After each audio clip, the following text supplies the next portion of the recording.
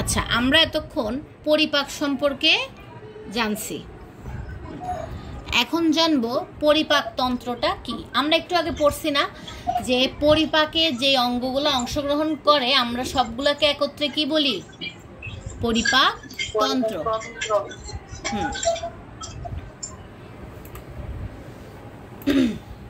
এবার দেখো, আমরা আগেই জেনেছি জীবন ধারণের জন্য আমাদের খাদ্য প্রয়োজন, আমরা জটিল খাদ্য খেয়ে থাকি। আমরা এও জেনেছি জটিল খাদ্য দেহকোষ সরাসরি গ্রহণ করতে পারে না। তাহলে তোমাদেরকে অপশন দিবে কোন খাদ্য দেহকোষ সরাসরি গ্রহণ করতে পারে না। কোন খাদ্য? জটিল খাদ্য। আর যদি বলে কোন খাদ্য দেহকোষ গ্রহণ করতে পারে? সরল খাদ্য। সরল খাদ্য, হ্যাঁ। তাহলে এই যে জটিল খাদ্য গ্রহণ করতে পারে না, এই জন্যই আমাদের কার প্রয়োজন? পরিপাকের প্রয়োজন। এই পরিপাকের মাধ্যমেই কি হয়? রাসায়নিক প্রক্রিয়াটার মাধ্যমেই সরল এবং শোষণ উপযোগী, অর্থাৎ দেহের শোষণ উপযোগী এবং পানিতে দ্রবীভূত করা যায় এরকম কি তৈরি হয়? সরল খাদ্য তৈরি হয়। এই কাজকে খাদ্যের হজম ক্রিয়া বা পরিপাক বলে। আচ্ছা, পরিপাকের আমরা আরো একটা নাম পাইছি না? হজম ক্রিয়া। তোমাদেরকে কনফিউশনে ফেলানোর জন্য এভাবেও দিতে পারে, হজম ক্রিয়া কাকে বলে। তখন কোনটা লিখবা সংজ্ঞা? ওই যে পরিপাকের জন্য যে সংজ্ঞা শিখবা সেটাই লিখে দিবা। তাহলে আমরা কি কি জানলাম? যে পরিপাকের আরেকটা নাম কি? এটা 44 না? 44।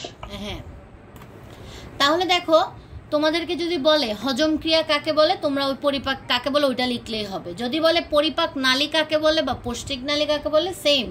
এবার দেখো, হজম কাজ সম্পন্ন করার জন্য বিভিন্ন অঙ্গ নিয়ে গঠিত হয় পৌষ্টিক নালী বা পরিপাক নালী। এর সাথে রয়েছে কতগুলো জারক রস এবং সাহায্যকারী এনজাইম নিঃসরণকারী গ্রন্থি। হ্যাঁ, এই যে আমরা একটু আগে এনজাইম সম্পর্কে পড়লাম, এনজাইম নিঃসরণকারী গ্রন্থি মানে কি? যেখান থেকে, যেই গ্রন্থিটা থেকে বা যেই জায়গা থেকে এনজাইমটা বের হয় আর কি, ওইটাই বোঝাচ্ছে। তাহলে এই যে আমরা পরিপাক আমাদের শরীরে হচ্ছে, এই পরিপাকে কিন্তু বিভিন্ন ধরনের অঙ্গ গঠিত হয়, ঠিক আছে? পৌষ্টিক নালী বা পরিপাকের সাথে রয়েছে এগুলা কি? পৌষ্টিক নালী বা পরিপাক নালী। এই যে আমরা অন্ন নালী দিয়ে একবার এখানে যাচ্ছি, এরপর আস্তে আস্তে কি হয়? এটা পরিপাক হয়ে মলের মাধ্যমে বের হয়ে যায় না? এটাই আর কি। হ্যাঁ, এই ক্ষেত্রে আমাদেরকে সাহায্য করে থাকে পৌষ্টিক নালী বা পরিপাক নালী। আচ্ছা, আমরা নিচে দেখতে পারবো, দেখো, মুখছিদ্র, মুখগহ্বর, অন্ননালী, পাকস্থলী, ক্ষুদ্রান্ত, তারপরে হচ্ছে বৃহদন্ত্র, হ্যাঁ, নিয়ে পৌষ্টিক নালী গঠিত। এটা মোস্ট ইম্পর্টেন্ট লাইন। পৌষ্টিক নালী কি কি দ্বারা গঠিত? এটা সবাই SW করবা ওই প্রশ্নগুলোর সাথে। যারা যারা ফুললি প্রশ্ন সব লিখছো তারা প্রশ্ন লিখে গ্রুপে আগে প্রশ্নগুলো দিয়ে দিবা, কারণ রিফাত প্রথম থেকে ছিল না, ও দেখে নাই এই জন্য। আর রিফাত ভিডিওটা দেখলেই বুঝতে পারবে আমি কি কি প্রশ্ন বলছি। দেখো, তাহলে পৌষ্টিক নালী কি কি দ্বারা গঠিত? এই যে মুখছিদ্র, আমি একবার এখানেও মার্ক করে দিচ্ছি, দেখো, মুখছিদ্র, মুখগহ্বর, অন্ননালী, তারপরে হচ্ছে তোমার পাকস্থলী, তারপরে ক্ষুদ্রান্ত কোনটা? এখান থেকে মনে হয় ক্ষুদ্রান্তের শুরু, এই যে। এরপরে এই জায়গাটাকে বলা হয় বৃহদন্ত্র, ঠিক আছে? ভিতরেরটাকে কি বলা হয়? ক্ষুদ্রান্ত। তারপরে হচ্ছে তোমার এগুলা নিয়েই কি গঠিত? পৌষ্টিক নালী গঠিত। বুঝছো? পৌষ্টিক নালী মানে কি? এই অঙ্গগুলোতেই আমাদের মূলত কি হয়? পরিপাকটা সম্পন্ন হয়। এর বাইরে আমাদের অন্যান্য অঙ্গগুলো কাজে লাগে না মানে পরিপাকের জন্য। এরপর দেখো, এছাড়া পৌষ্টিক নালীর সাথে রয়েছে বিভিন্ন এনজাইম বা জারক রস নিঃসরণকারী 3 ধরনের গ্রন্থি। হ্যাঁ, তো এনজাইম মানে কি? এনজাইম মানে যে শুধু লালাই সাহায্য করে এমন কিন্তু না। কারণ দেখো, যদি পাকস্থলীতে যায়, পাকস্থলীতে কি আমাদের লালা থাকবে? লালা তো শুধু এই জায়গায় থাকবে, তাই না? তাহলে পাকস্থলীতে গেলে এক ধরনের গ্রন্থি থাকে, ওখান থেকে এক ধরনের এনজাইম বের হয়, তারপরে যকৃৎ। তাহলে আমাদের এনজাইম বা জারক রস নিঃসরণকারী কয় ধরনের গ্রন্থি রয়েছে? 3 ধরনের। 3 ধরনের। কি কি? একটা লালা গ্রন্থি, এই জিনিসটাকে পাতার মতো জিনিসটাকে অগ্নাশয় বলে। এখানে মনে হয় সবগুলোর ব্যাখ্যা দিছে। হ্যাঁ, তাহলে অবশ্যই অবশ্যই তোমাদের চিত্র দেখে চিনতে হবে কোনটা কি, বুঝছো? তোমরা একটা একটা করে চিত্র আঁকবা প্র্যাকটিসের জন্য, মুখস্থ করতে হবে না, জাস্ট দেখলে যাতে বুঝো। যেমন আমি একটু মার্ক করে দিচ্ছি এখানে। আগে প্রথমে এটা বুঝছো তো, মুখছিদ্র, মুখগহ্বর, অন্ননালী, পাকস্থলী, ক্ষুদ্রান্ত, এগুলো নিয়ে কি বৃহদান্ত্র, এগুলো নিয়ে পৌষ্টিক নালী গঠিত। এরপর আসতেছে শুধু এগুলা দিয়ে তো হবে না, আমাদের কিছু এনজাইমও দরকার হবে না খাবারের জন্য, পরিপাকের জন্য। তো এনজাইম বা জারক রস নিঃসরণকারী। জারক রস মানে কি? যেই রসটা দ্বারা আমরা মূলত খাদ্যকে কি ভেঙে, মানে জটিল খাদ্যকে ভেঙে কি করি, সরল খাদ্যে পরিণত করি। হ্যাঁ, এই রসটা সাহায্য করে থাকে, এটাকে বলা হয় জারক রস। তো জারক রস নিঃসরণকারী, অর্থাৎ নিঃসরণকারী মানে যে গ্রন্থিটা থেকে জারক রসটা বের হয়, ওইটা কয় ধরনের? 3 ধরনের গ্রন্থি আছে। তাহলে কোন জায়গা থেকে বের হয় এনজাইম? একটা হচ্ছে লালা গ্রন্থি, একটা হচ্ছে অগ্নাশয়, আর একটা হচ্ছে যকৃৎ। যকৃৎ মানে কি বলতো? আমরা কলিজা বলি না, কলিজা, ওইটাই, ওইটাকে যকৃৎ বলে। এই যে দেখো এই জিনিসটা, এই পাতার মতো যে জিনিসটা দেখতেছো না, দেখা যায় পাতার মতো জিনিসটা দেখা যায়, জিনিসটা কিছুটা এরকম দেখতে, ঠিক আছে? এই জিনিসটাকে কি বলে? অগ্নাশয় বলে, বুঝে গেছে? এরপরে এরকম যেই জিনিসটা, এরকম করে যেই জিনিসটা থাকে এটাকে বলা হয় যকৃৎ। আবার পাকস্থলী থাকবে তোমার এরকম, ঠিক আছে? এইরকম, এটাকে বলে পাকস্থলী। এই 3টা জিনিস একটু মাথায় রাখিও, পাকস্থলী এবং যকৃৎ, এই দুইটার মধ্যে কখনোই গোলমাল করিও না। পাকস্থলী ডান দিকে ফিরানো থাকে, যকৃৎ বাম দিকে ফিরানো থাকে, বুঝা গেছে? চিত্রগুলো একটু খাতায় প্র্যাকটিস করবা যখনই ব্যাখ্যা পড়বা, কারণ চিত্র দিয়েই তোমাদেরকে বলবে এটা সম্পর্কে লিখো, ওটা সম্পর্কে লিখো। এরপর দেখো, এছাড়া পাকস্থলী ও ক্ষুদ্রান্তের প্রাচীরেও রয়েছে এনজাইম বা জারক রস নিঃসরণকারী ক্ষুদ্র ক্ষুদ্র গ্রন্থি। আমরা এগুলোর ব্যাখ্যাগুলো পড়বো, তাহলে আর একটু ভালো করে ক্লিয়ার হবে। দেখো, আমাদের পরিপাক নালী বা পৌষ্টিক নালী মুখগহ্বর থেকে শুরু হয়ে মলদ্বার পর্যন্ত বিস্তৃত। মানে কি? এই যে দেখো আমাদের পরিপাক নালী এখান থেকে শুরু হয়ে একদম একটু পর্যন্ত না, মলদ্বার পর্যন্ত, এটাই বলছে। তাহলে যদি বলা হয়, হ্যাঁ বুঝি না, আবার বলো। মলদ্বার মানে হচ্ছে একদম পায়ুপথ পর্যন্ত, মানে নির্দিষ্ট আর কি, যে এখান থেকে শুরু করে একদম এতটুকু পর্যন্ত, বুঝছো? হ্যাঁ, এরপর দেখো নিম্নে এই তন্ত্রের বিভিন্ন অঙ্গগুলোর বর্ণনা দেওয়া আছে।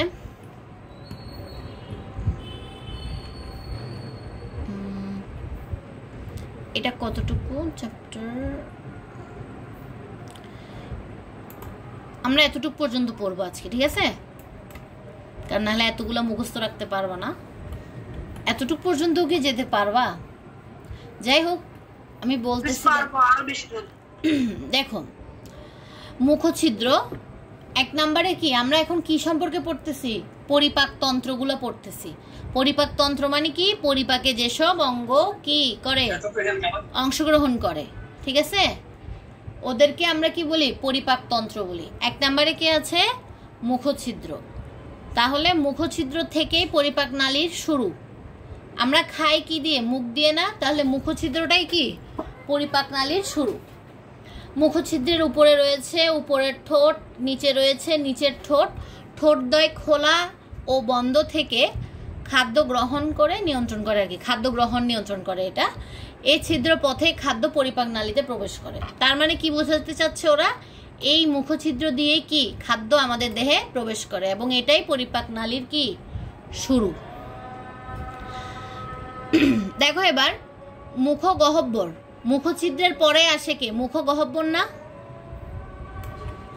তোমাদের দেখো এমসিকিউতে যদি মুখছিদ্র এবং মুখগহ্বর একসাথে থাকে, যদি বলে পরিপাক নালীর শুরু কোত্থেকে, তখন অবশ্যই অবশ্যই মুখছিদ্র দাগাবা।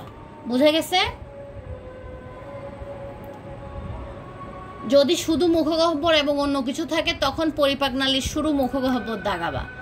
আর যদি মুখছিদ্র এবং মুখগহ্বর একসাথে থাকে তাহলে পরিপাক নালীর শুরু কোত্থেকে, কোনটা দাগাবা? মুখছিদ্র। মুখছিদ্র। এরপর দেখো মুখগহ্বর, মুখছিদ্রের পরে মুখগহ্বরের অবস্থান সামনে দাঁত সহ দুটি চোয়াল দ্বারা মুখগহ্বর বেষ্টিত। তাহলে আমাদের এরকম দাঁত থাকে না, কারণ মুখগহ্বরেই তো মূলত দাঁত থাকে। তাহলে সামনে দাঁত সহ দুটি চোয়াল দ্বারা মুখগহ্বর বেষ্টিত। এর উপরের তালু, আমাদের তালু রয়েছে উপরে, নিচের দিকে জিহ্বা, মাংসল জিহ্বা। এছাড়া দুই পাশে রয়েছে 3 জোড়া লালা গ্রন্থি। আমাদের মুখগহ্বরে কি কি থাকে এগুলো কিন্তু আমি জিজ্ঞেস করব। কি কি আছে আমাদের মুখগহ্বরে? জিহ্বা আছে, তারপরে দাঁত সহ দুটি চোয়াল আছে, তারপরে তালু আছে, তারপরে কি কয় ধরনের আমাদের মুখগহ্বরে কয় ধরনের লালা গ্রন্থি থাকে? 3 জোড়া। 3 জোড়া, 3 জোড়া মানে 6টি আর কি। ঠিক আছে। এরপর দেখো, এই যে তোমাদেরকে এগুলা লিখতে দিতে পারে, দাঁত কয় প্রকার, কোন দাঁতের কাজ কি। দেখো, দাঁত খাদ্যবস্তু কেটে ছোট ছোট করে পেষণে সাহায্য করে। দাঁত কি করে? খাদ্যবস্তুকে কেটে ছোট ছোট করে। ঠিক আছে। এই সময় জিহ্বা খাদ্যবস্তুর স্বাদ গ্রহণ করে এবং খাদ্যবস্তুকে বারবার দাঁতের নিচে পাঠিয়ে চিবোতে সাহায্য করে। এরপর লালা গ্রন্থি থেকে নিঃসৃত লালা খাদ্যবস্তুকে পিচ্ছিল করে এবং খাদ্যবস্তুকে গিলতে সাহায্য করে। লালা রস এক ধরনের উৎসেচক। আচ্ছা, আমরা এনজাইমের বাংলা একটা নাম শিখছিলাম না? ওই নামটা কারো মনে আছে? বলো তো কি? এই এনজাইমের বাংলা নাম কি? ওটা তো শর্করার বাংলা নাম। এনজাইমের বাংলা নাম আমরা পড়ছিলাম না? অনুঘটক। দেখো, এনজাইমের আরো একটা বাংলা নাম আছে, সেটা কি? উৎসেচক। তাহলে আমরা এনজাইমের 3টা নাম পেলাম। উৎসেচকও বলতে পারে, এনজাইমও বলতে পারে, অনুঘটকও বলতে পারে। যা কি করে? শ্বেত সারকে, আচ্ছা আজানটা শেষ হোক।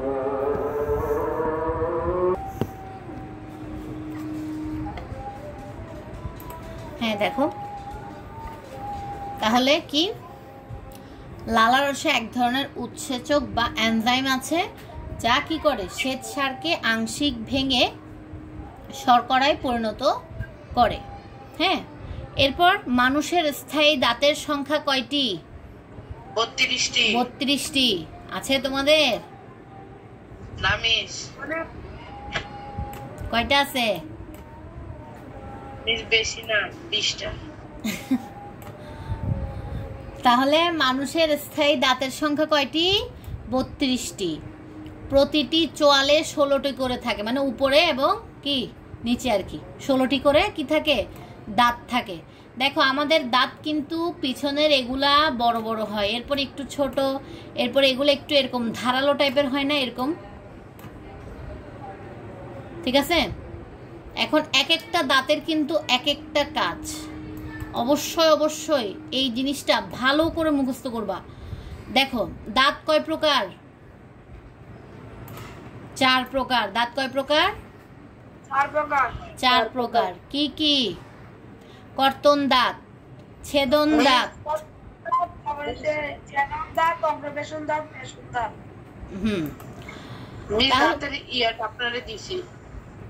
দাঁতের কি? হ্যাঁ হ্যাঁ। দেখো, কর্তন দাঁত কি করে? খাবার ছোট ছোট করে কাটে। ছেদন দাঁত কি করে?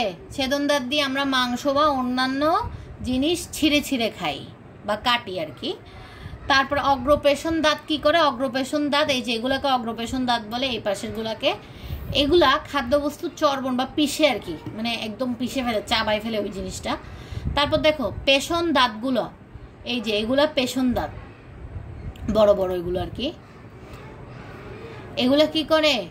খাদ্যবস্তুকে চিবাতে বা পিষতে, মানে অনেক ভালোভাবে পিষতে পারে, কারণ এগুলো বেশি বড় তো এই জন্য। তাহলে আমার জন্য কি করবা? দাঁতের 4 প্রকারের এগুলো লিখে রাখবা। তারপরে অন্যান্য দাঁতের অনেক পরে গজায় আক্কেল দাঁত। আক্কেল দাঁত বলে পরিচিতিতে কি পেশন দাঁত, মানে আমরা আক্কেল দাঁতটাকেও কি বলতে পারি, পেশন দাঁত হিসেবে বলতে পারি। আচ্ছা, তোমাদেরকে এরকম এমসিকিউতে দিতে পারে আক্কেল দাঁত কোন দাঁতের মধ্যে পড়ে, মানে কর্তন দাঁত, ছেদন দাঁত, অগ্রপেশন দাঁত বা পেশন দাঁত। আক্কেল দাঁতকে আমরা কোন দাঁতও বলে থাকি বলো তো, কোন দাঁত বলে থাকি আক্কেল দাঁতকে? পেশন দাঁত। সবচেয়ে পিছনের দিকে যেই দাঁতগুলো আছে এগুলাকে আমরা পেশন দাঁত বলি। তারপরে পেশন দাঁতের সামনের দিকে যে দাঁতগুলো থাকে এগুলাকে অগ্রপেশন। এর একটু সামনে যেটা থাকবে সেটাকে আমরা বলি ছেদন দাঁত। এরপরে সামনের এগুলাকে আমরা বলি কি, কর্তন দাঁত। কর্তন একদম সামনের গুলা। এরপর আরো আছে কি দেখো, গলবিল। মুখগহ্বরের পরে এর অবস্থান, এই যে দেখো এটা মুখছিদ্র, একটু মুছি, দেখো এই যে মুখছিদ্র দিয়ে খাবার ঢুকলো এটা হচ্ছে মুখগহ্বর, এই জিনিসটাকে বলে কি, গলবিল। হ্যাঁ, দেখো মুখগহ্বরের পরে এর অবস্থান, এর মাধ্যমে খাদ্যবস্তু মুখগহ্বর থেকে অন্ননালী বা গ্রাসনালীতে যায়। তাহলে অন্ননালীর আরেকটা নাম পাইলাম না আমরা, যেটাকে কি বলে, গ্রাসনালী।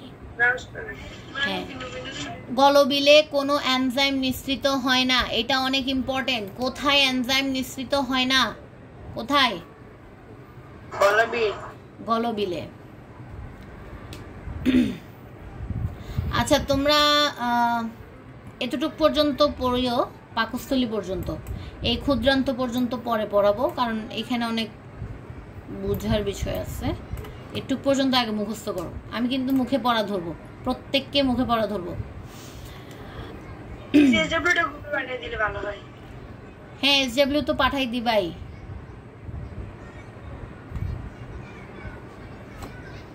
দেখো প্রথমে গলবিলে কি হয় না, এনজাইম নিঃসৃত হয় না। আচ্ছা, যেখানে এনজাইম নিঃসৃত হয় না সেখানে কি পরিপাক হবে?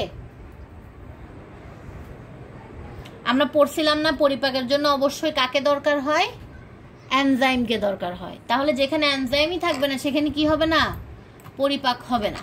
এই যে এরপর গলবিলের পরে আসে কে, অন্ননালী। আমরা দুইটা নালী দেখছিলাম না, একটা শ্বাসনালী একটা অন্ননালী। তাহলে এরপরে গলবিলের পরে আসতেছে কে, 4 নম্বরে অন্ননালী। দেখো অন্ননালী হচ্ছে গলবিল ও পাকস্থলীর মাঝামাঝি জায়গার এর অবস্থান। একটু দেখে আসি।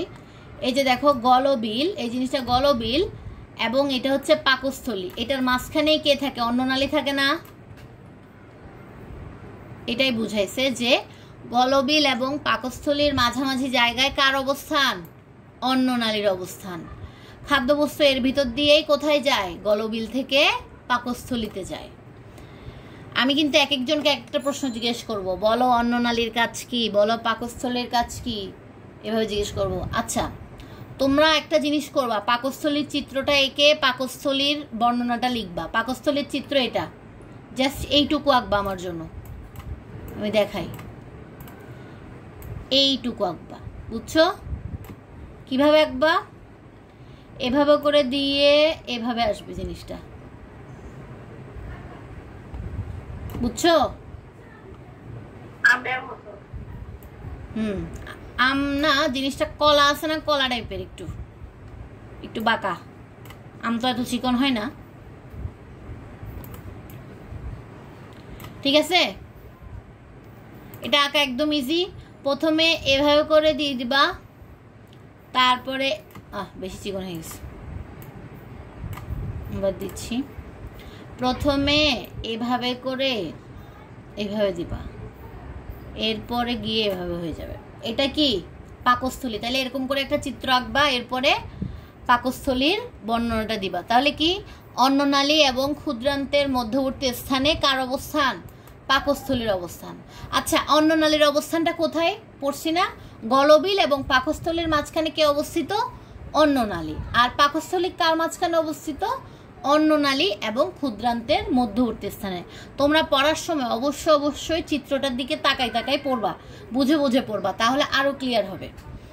এরপর দেখো গলবিল এবং অন্ননালীর ক্রমসংকোচনের ফলে পিচ্ছিল খাদ্যবস্তু এখানে এসে জমা হয়। মানে এই যে আমরা খাচ্ছি, ওই লালার মাধ্যমে এগুলো কোথায় আসতেছে? পাকস্থলীতে আসতেছে, এসে এসে জমা হচ্ছে। পাকস্থলীর আকৃতি কিসের মতো দেখতে? একটা থলির মতো না? হ্যাঁ, এখানে এই খাবারটা জমা হয় আর কি। এর প্রাচীর বেশ পুরু এবং পেশিবহুল। পাকস্থলীর প্রথম এবং শেষ অংশে পেশি বলয় রয়েছে। পাকস্থলীর প্রথম এবং শেষ অংশে কি থাকে? পেশি। পাকস্থলীর প্রাচীরে গ্যাস্ট্রিক গ্রন্থি নামে প্রচুর গ্রন্থি থাকে। এই জিনিসটা ইম্পর্টেন্ট। পাকস্থলীর প্রাচীরে কোন গ্রন্থিটা প্রচুর থাকে? গ্যাস্ট্রিক গ্রন্থি। এখানে খাদ্য সাময়িক জমা থাকে। হ্যাঁ, গ্যাস্ট্রিক গ্রন্থির পাচক রস পরিপাকে সাহায্য করে। এই যে আমরা বলতেছি খাদ্য ভাঙে, হ্যাঁ, জটিল খাদ্যটা ভেঙে সরল খাদ্যে পরিণত হয়, মূলত এই যে ভাঙার কাজটা করে কে জানো? এই পাচক রস। এটা অনেক ডেঞ্জারাস জিনিস। এই জিনিসটাই কি করে? খাবারকে ভেঙে ফেলে। যেমন দেখো, যারা অনেক সময় না খেয়ে থাকে, দেখবা পেট ব্যথা করে না না খেয়ে থাকলে? আবার অনেকের অনেক ধরনের রোগ হয়, ঠিক আছে, আলসার বলে, গ্যাস্ট্রিকের রোগ হয় অনেক সময় কি না খেয়ে থাকলে। কেন জানো? না খেয়ে থাকলে এই পাচক রসটা কি করে, তোমাদের পেটের মধ্যে যে কোষগুলো আছে না, ওই কোষগুলোকে ভাঙা শুরু করে, বুঝছো? এই জন্য বিভিন্ন ধরনের রোগ হয়। এই জন্য কখনোই না খেয়ে থাকবা না অনেক টাইম ধরে। ক্ষুধা লাগলে খেয়ে ফেলবা, টাইম ধরে না খেয়ে বসে থাকবা না। আমাদের পেটে যখন খাবার পাবে না, হ্যাঁ, পাকস্থলীতে যখন খাবার পাবে না, পাকস্থলীর মধ্যে যে গ্যাস্ট্রিক গ্রন্থি আছে সেখান থেকে পাচক রসটা বের হয়ে কি করে, আমাদের পেটের মধ্যে যে প্রাচীরে যেসব কোষগুলো থাকে, পাকস্থলীর প্রাচীর থলি, বুঝছো, ওই থলিটাকে কি করে আস্তে আস্তে ভাঙতে শুরু করে। আচ্ছা, স্ক্রিন চলে গেছে কেন? কেউ দেখতেছো? আচ্ছা, যাই হোক, পাকস্থলীর এই যে এই জায়গাটাতে খাদ্য সাময়িক জমা থাকে, মানে কিছুক্ষণের জন্য।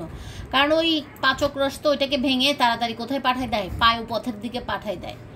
এই জন্য কি হয়, খাদ্যটা বেশিক্ষণ পাকস্থলীতে থাকে না। তো যারা অনেকক্ষণ না খেয়ে থাকে তারা কি অনেক রোগে ভুগে। কেন? এই পাচক রসটা কি করে, পাকস্থলীর প্রাচীরটাকে ভেঙে ফেলে, ভেঙে পেটের ক্ষতি করে, বা আলসার হয়, গ্যাস্ট্রিক হয়, বিভিন্ন রোগ হয় আর কি। তো তাহলে তোমাদের পড়া থাকবে এতটুক, এবং গ্রুপে দিয়ে দিও কি কি পড়া দিছি আজকে, আর ক্লাসটা করে ফেলিও। ওয়ালাইকুম আসসালাম।